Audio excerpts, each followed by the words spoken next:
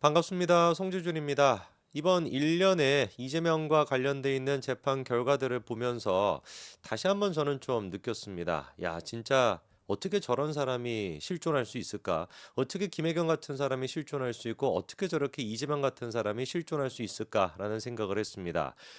입만 열면 구라를 친다라 그래서 입벌구라는 별명이 있는 게 이재명이죠. 근데 그 김혜경 씨 같은 경우도 그 구라의 수준이 남편 못지 않은 것 같습니다. 뭐 환상의 커플이라고 해야 될지 환장의 커플이라고 해야 될지는 모르겠지만 김혜경 같은 경우도 지난번에 이제 그 1심 결과가 나왔죠. 150만 원 벌금이 선고가 됐습니다. 검찰 같은 경우는 300만 원을 구형을 했는데 배우자 같은 경우는 이제 그 300만 원이 나와야 벌금 300만 원이 나와야 해당 이제 그 선거 보전 그 금액이 434억을 토해내야 되는 그런 이제 그 상태인데 300만 원의 그런 맥락에서 이제 검찰이 구형을 한 거죠, 그렇죠? 근데 이때 법원이 150만 원을 구형하다 보니까 민주당이 이제 그 434억을 안 토해도 된다라고 생각할 수 있겠지만 이게 뭐 며칠이나 갑니까? 바로 이제 또 그거에 대한 결과가 나오게 되는 거죠. 눈에 띄는 거는 이재명 대표가 김혜경 씨에 대해 가지고 그 선고가 나오기 직전에 장문의 이제 글을 올렸더라고요. 굉장히 그 긴 글이라 가지고 이거 뭐 읽기도 어려운데 일단 그 글 하나 좀 띄워 주시면은요. 자기 페이스북에다가 이렇게 어마어마하게 긴 글을 써놨습니다. 이게 자기가 쓴 것인지 보좌진이 쓴 것인지는 모르겠는데 제일 마지막 부분이 조금 눈에 띄어가지고 제가 읽어드리겠습니다. 다음 것 좀 보여주시면은 재판받는 다음에 일찌감치 준비하고 나서는 아내를 볼 때마다 숨이 막힌다. 소설 속에서나 읽었던 가슴이 미어진다는 말을 이 나이가 되어서야 체감한다. 숨이 막히고 쪼그라들어 답답해진 가슴을 양손으로 찢어 헤치면 이것도 찢네요. 하필이면 또 시원해질 것 같다. 뭐 어쩌고저쩌고 얘기 나와 있고요. 굉장히 좀 문학적인 표현이 많습니다. 뭐 지금 이 순간도 가슴이 조여오고 숨이 막힌다. 앞이 잘 보이지 않는다. 이런 얘기가 있고 개구라인 것 같은데 1990년 8월 9일 잠실 롯데호텔 페닌슐라에서 페닌슐린 아니죠? 007 비퉁으로 만난 붉은 원피스의 아가씨. 만나는 순간부터 이 사람 없이는 살 수 없다고 생각했던 세상에서 가장 아름다운 사람. 평생 아직도 나를 자기야라고 부르며 자기야라고 부릅니까? 이재명을? 자신보다 남편과 아이들을 더 챙기는 혜경아. 미안하다. 죽고 싶을 만큼 미안하다. 언젠가 젊은 시절 가난하고 무심해서 못해준 반지 꼭 해줄게. 귀하게 자라 순하고 착한 당신에게 고통과 불행만 잔뜩 안겨준 내가 할 수 있는 말인지는 모르겠지만 혜경아 사랑한다. 참 여러 가지 생각이 드네요. 일단 뭐 뭐라고 해야 될까? 좀 꼴값이다라는 생각도 좀 들고요. 그리고 뭐 반지를 안 해줬다라고 하는데 아니 그거 뭐 법카로 사지 그랬습니까? 그리고 이제 뭐 아까 긴 글이 있었는데 지금 이제 마지막 부분이 어떻게 보면 가장 이제 좀 이재명 대표가 자기 나름대로는 감정을 많이 실어가지고 애처가 같은 그런 모습을 보여준 것 같아요. 근데 앞부분에 같은 경우는 그새를 못 참고 또 개구라를 칩니다. 앞에는 또 어떤 얘기가 있었냐면은요. 남편 업무 지원 잘하는 잘 아는 비서에게 사적으로 음식물 심부름 시킨 게 죄라면 죄겠지만 미안한 마음에 음식물 값에 더해 조금의 용돈을 주었고 그가 썼다는 법인카드는 구경조차 못했다. 여전히 그러니까 정신 못 차리고 개구라를 치는 겁니다. 이 부분에 대해서는 1심 재판부가 다 사실상 구라라고 하는 거를 150만 원 벌금을 통해서 보여준 거 아닙니까? 식당 가가지고 밥을 처먹고 누가 계산했는지 모른다라는 게 말이 됩니까?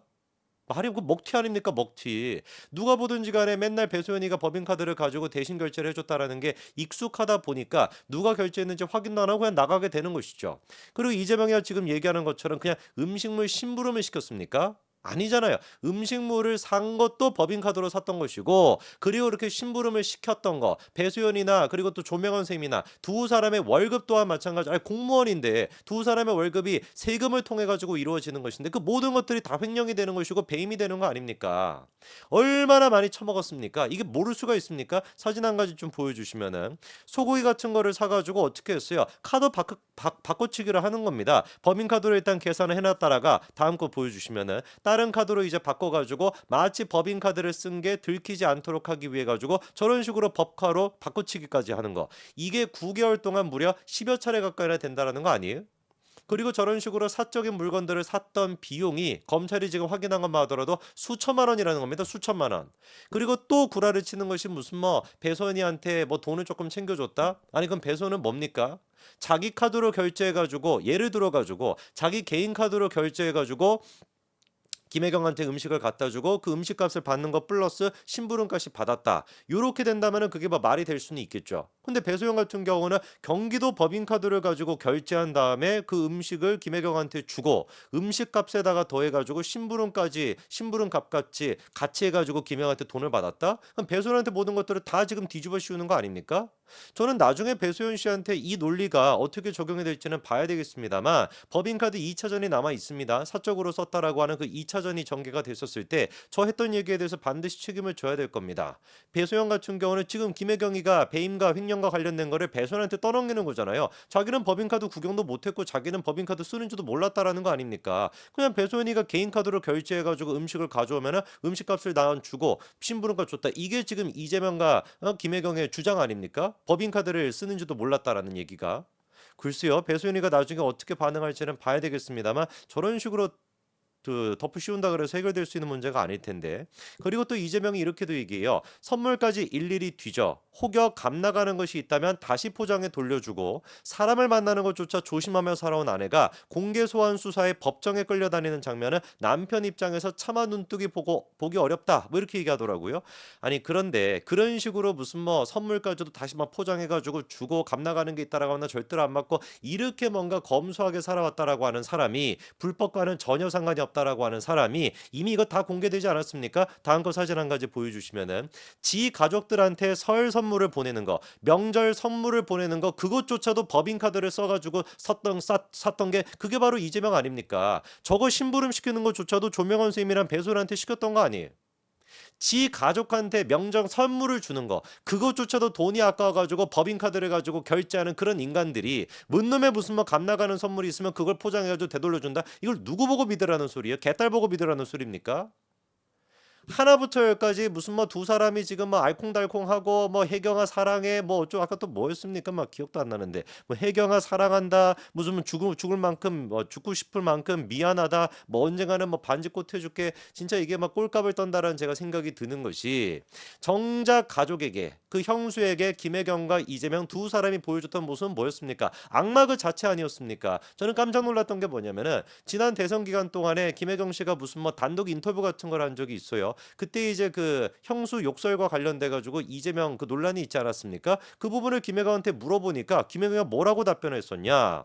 형님과의 문제도 그때 형님의 성남시장과 관련된 요구를 남편이 한마디라도 들어줬으면 되는 거였다.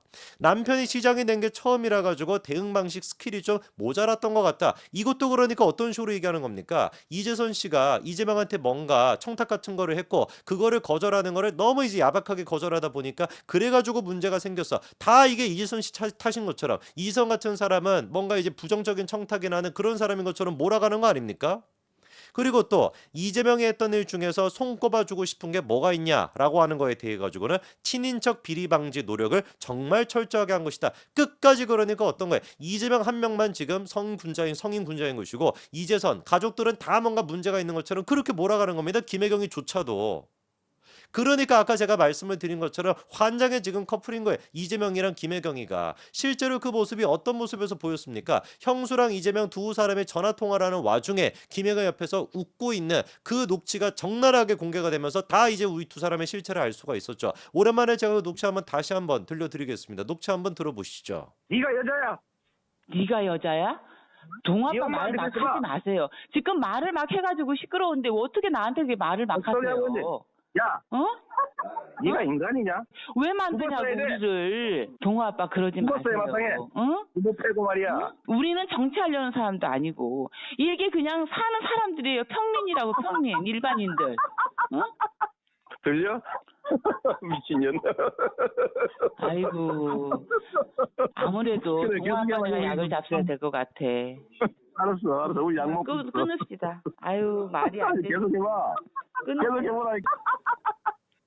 참 정말 기가 막히게 노리시죠, 그쵸? 저래 놓고서는 자기는 아무런 상관이 없는 것처럼 아무런 문제가 없는 것처럼 그냥 뻔뻔하게 방송에 나와 가지고 인터뷰나 하고 앉아 있고 그리고 막 큰형이 다 문제가 있고 형수가 다 문제가 있는 것처럼 그런 식으로 얘기하는 게 글쎄요. 여러분들이 보시기에는 저게 정상이라고 느껴지십니까?